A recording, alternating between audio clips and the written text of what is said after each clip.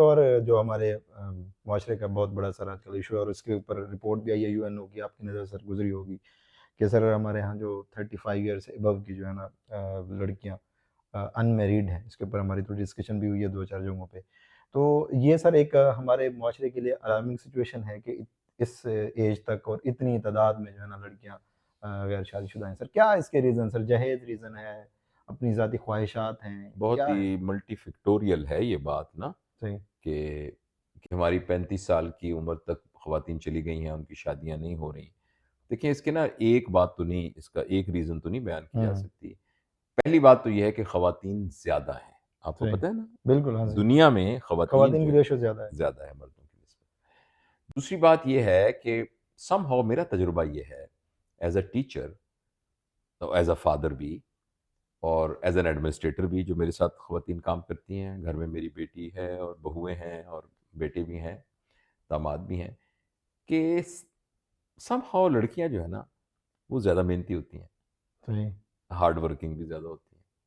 मतलब लड़के इंडिविजुअल बेहतर हो सकते हैं, लेकिन हुँ। आप क्लास में अगर आप देखें तो अक्सर हाँ, टॉप करने वाली लड़कियाँ होती हैं, कलेक्टिव यही पढ़ने बात है, वाले हाँ। ज़्यादा होती हैं।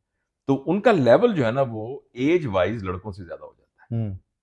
इंडिविजुअल की बात नहीं कर रहा, इंडिविजुअल हो हाँ जी, सकता है हाँ एक जी, लड़का बहुत ऊपर हो। वो लेकिन अगर आप कलेक्टिवली देखें ना, तो आपको 13 साल की बच्ची, यहाँ 13 साल की बच्ची बैठी हो, तो वो एक संजीदा शख्सियत के तौर पर यहाँ बैठी होगी। वो बहुत एहतियात करेगी कि वो अपने कैसे बैठी है, उसने टाँगें कैसे रखी हैं, अब आपके सामने कैसे बैठी है। हुँ, हुँ। उसकी आँखों के अंदर एक परख होगी, वो पहचान सकेगी। 13 साल का लड़का बैठा होगा, वो ऐसे उल्लू हाँ, सा, उसको कुछ नहीं। मतलब ऐसे ही, मतलब एक सतही सा उसका होगा, अजीब बच्चों वाली हरकतें कर रहा होगा, यानी अपनी वाली कर रहा होगा। ठीक है ना? तो औरत, यानी वो लड़की जो है ना, लड़की होना ही उसकी एक वस्फ़ है, जिसमें उसके अंदर एक मैच्योरिटी ज़्यादा होती है, उसके हुँ, अंदर एक सेंसिबिलिटी ज़्यादा होती है, और कुछ खुसूसियात और हैं जो कुर्बानी की बहुत ज़्यादा होती है। हुँ, हुँ। तो इसलिए वो लड़कियाँ जो पढ़ लिख जाती हैं ना, और अब आजकल बहुत सारी लोग, देहाती लोग भी, अब बच्चियाँ तो आके सर हाँ पढ़ती हैं, जी, तो फिर उनको ना मैच्ड, प्रॉपर मैच नहीं मिलता। प्रॉपर वो नहीं मिलते जो उनके साथ कंपैटिबल हो। एक रीज़न था। एक रीज़न, और ये बहुत बड़ी रीज़न है। ठीक है इसलिए सर। वो बेचारी घर में बैठी, तो एवें तो नहीं किसी बंदर के साथ उसको भेज देना, माफ़ करना ये लफ़्ज़ मैंने ऐसे ज़राए सही है सर। मज़ाक की कहा ये बात। ज़ाहिर है उसके साथ एक कंपैटिबल कुछ होना चाहिए। तो ये उसकी एक रीज़न ये है। दूसरा, ये जो माशरती खराबियाँ हैं, ये भी बहुत हैं। मतलब ये है कि ये बात हमें समझ आनी चाहिए, नौजवानों को पता लगना जाना चाहिए कि जहेज़ लेना इस्तेहसाल है।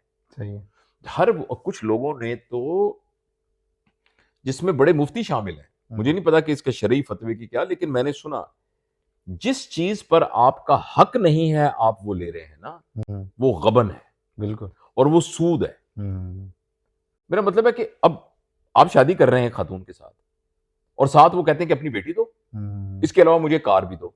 ये कार पर आपका क्या हक है? हुँ, अच्छा, कार तो छोड़ें, एक बेड भी देना। हुँ, क्यों?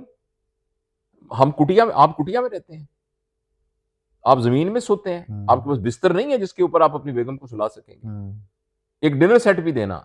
इससे हुँ, पहले आप क्या पत्तों के ऊपर खाना खाते हैं? क्यों डिनर सेट के बगैर आप घर में खाना नहीं खा सके?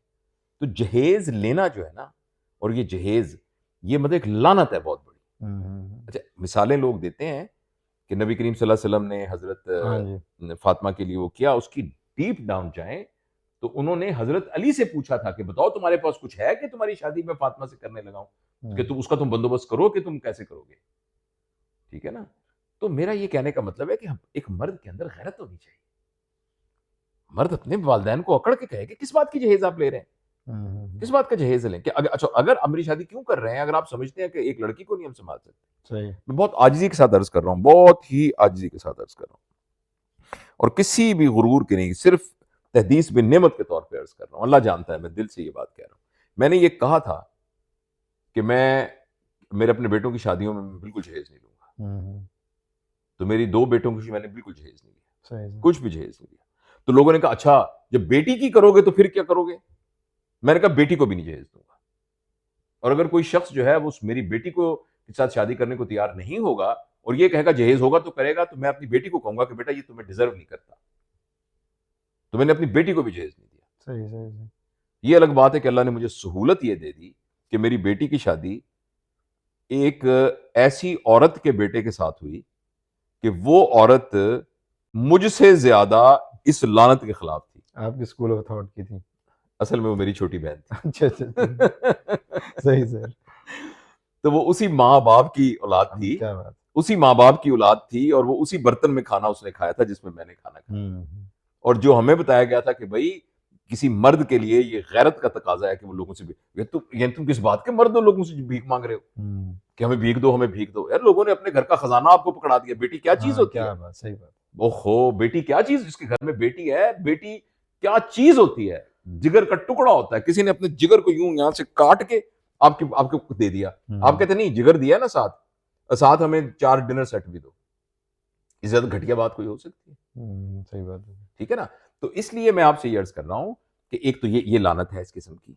ये अच्छा, फिर लड़कियों की भी बाज़ का तवक्कुआत ऐसी होती हैं कि भी मैं वहाँ जाऊँ, वो अलग हो, वो फलाना ना हो, वो हाँ साथ जी। ना हो, उनके ख़ानदान में ये ना हो। मतलब है सबसे आइडियल सिचुएशन ये है कि अब्बा फ़ौत हुए हों, हुँ, अम्मी फ़ौत हुई हों, अगर कोई बहन है तो उसकी शादी हुई हुई हुँ। हो, कोई ना ठीक हो। है? या उसकी कोई हो ना, हुँ, ठीक है? और ये तो इस लिहाज से एक ना बहुत ही समाजी किस्म की ना एक बहुत ही कॉम्प्लेक्स तहज़ीबी हम तरह की ना एक पागलपने के अंदर मौजूद है। सही, सही। और तीसरी एक बात मैं बहुत एहतियात से अर्ज़ कर रहा हूँ, वो ये है कि अल्लाह ताला ने ये बात हमें अब समझ में आती है कि अल्लाह ताला ने मुसलमान मर्द को ये जो इजाज़त दी है कि वो एक से ज़्यादा शादी करे हुँ। और इसके पीछे बहुत बड़ी लॉजिक है। कत्तन मैं ये नहीं कहता मतलब मैंने ज़िंदगी में हाँ एक ही जी। शादी की है।